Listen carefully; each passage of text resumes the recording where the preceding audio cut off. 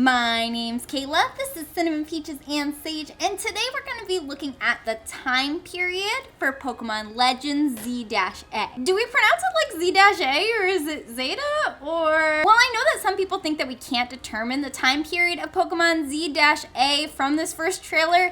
I think that we really can because it's depicting a very specific historical event. I'm going to go through the different scenes in the trailer and explain how they relate to Paris in the late 1800s. The very first thing we see in the trailer is this urban redevelopment plan for Lumiose City. Some people have said that the text alone means that this could not take place in the past, but it actually zooms into the text and it's pretty clear that these were printed using a printing press. Printing presses were used in late 1800s France. In real life, on June 23rd, 1853, this man named Haussmann sat down with the King of France to discuss renovating Paris. The reason that they did that was because at the time, Paris wasn't doing very great. In 1845, the French social reformer Victor Considerant wrote, "Paris is an immense workshop of putrefaction, where misery, pestilence, and sickness work in concert, where sunlight and air rarely penetrate. People frequently got sick and died in Paris. There was a lot of crime.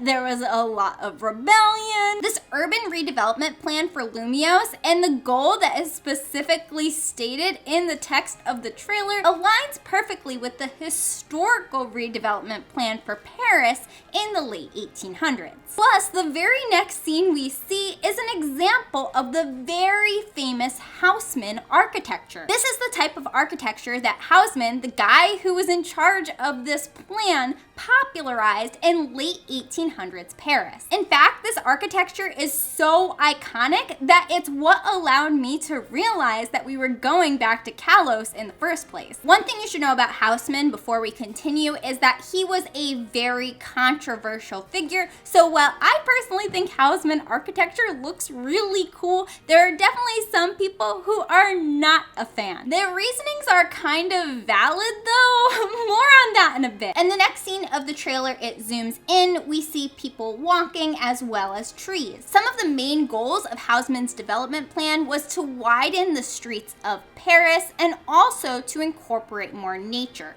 The idea was to make it easier, healthier, and safe to walk the streets of Paris. You know, because before then, there were a lot of very dark, narrow alleys that sometimes had rebellious barricades on them. But again, controversial because the rebellions had a point. Next shot we see is Pikachu, and that must just be because Pikachu is the mascot, right? Wrong! Ever since Gen 1, Pikachu, being the first electric-type Pokemon of the entire Dex, has been associated with electricity, light, and power. What was one of the goals of Haussmann's redevelopment plan? To use electricity to light the streets of Paris, allowing it to be more safe to travel at night. As we travel through the streets of Lumiose City, one of the first things we see is a lamppost. By having this be the first thing we see in the blueprint, this is further evidence of the importance of electric lighting. The decision to light Paris with electricity was also a very controversial one. While the convenience of electricity and of course the safety of having lit streets was really great, some people thought the electricity looked a bit gaudy and preferred the flame lanterns as opposed to the electric ones. Next, we briefly see the Quasar logo, which was also on the urban redevelopment plan documents. In real life France, Haussmann employed a lot of people, like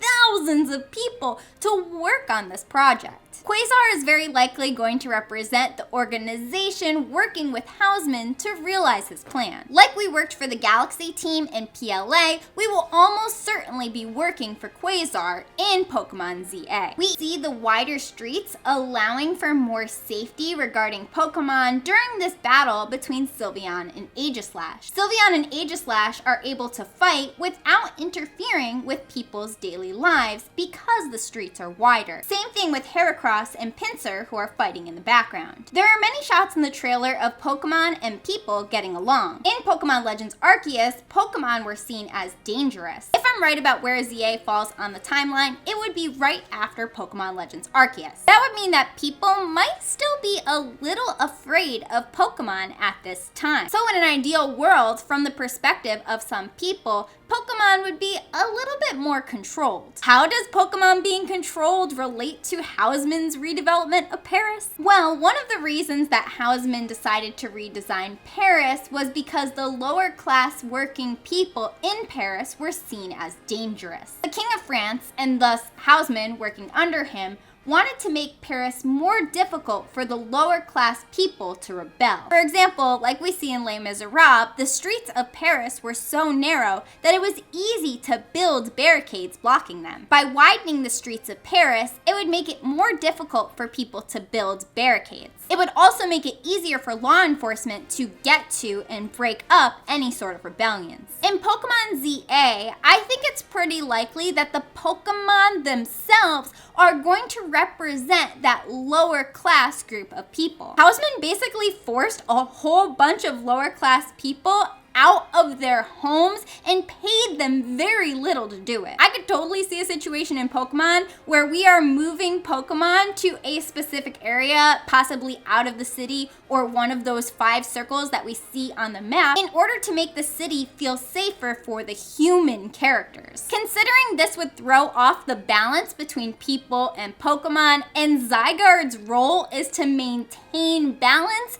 it makes sense that Zygarde may step in at that point. Hence why the Z in the logo looks like Zygarde. Anyways, moving on, the next scene we see in the trailer is the waterways. Another goal of Hausmann's redevelopment plan was to increase sanitation for the city of Paris. That included making sure that waste was disposed of properly so that the waters could be more clean. The last major landmark we see in Lumiose City is Prism Tower, which is based on the Eiffel Tower in real life. The Eiffel Tower was constructed in the late 1800s after Hausmann was fired from his role, but still during the redevelopment plan of the city. I think we have to take the time period with a little bit of a grain of salt, kind of like we did for Pokemon Legends Arceus. They're very likely going to be condensing multiple historical events that happened around the same time period into one game, even if they didn't happen in the exact same year. Next, we gotta talk about the Fletchling. As many people have pointed out, we see a Talonflame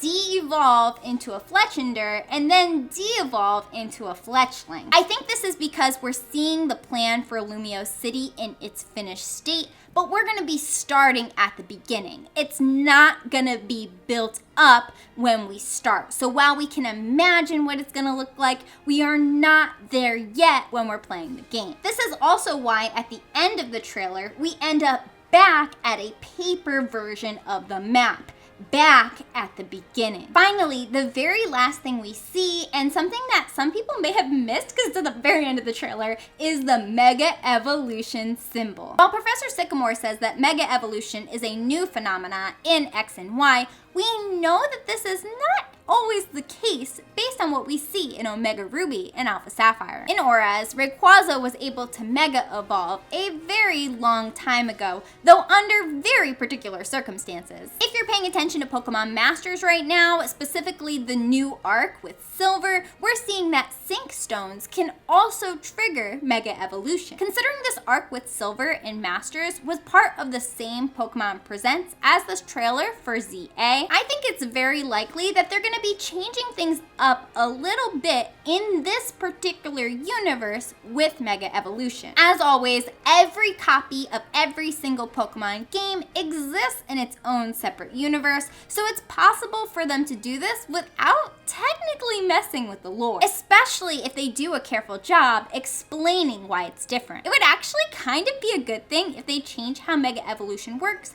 because currently the Pokemon that can get Mega Evolutions based on the lore either need to be in Eastern Pokemon regions, specifically Japanese-based regions, or have had a reason to have been involved in a war in Japan. If you want to know why, watch the video linked at the top of the description. To summarize, Pokemon Legends ZA almost certainly is going to take place in the late 1800s. We'll be working with Quasar to help improve Lumio City so it is more people-friendly by forcibly corralling Pokemon and limiting them to either outside of the city or the 5 circular areas on the map. This will cause Zygarde to, rightfully so, get very angry. Do you think this explanation of the trailer makes sense? Let me know your thoughts in the comments. Make sure to like, subscribe, follow me on Twitter, and join our Discord Capsule Monsters where we talk about Pokemon theories. I hope you have a great day or night, and I will see you in the next one. Bye!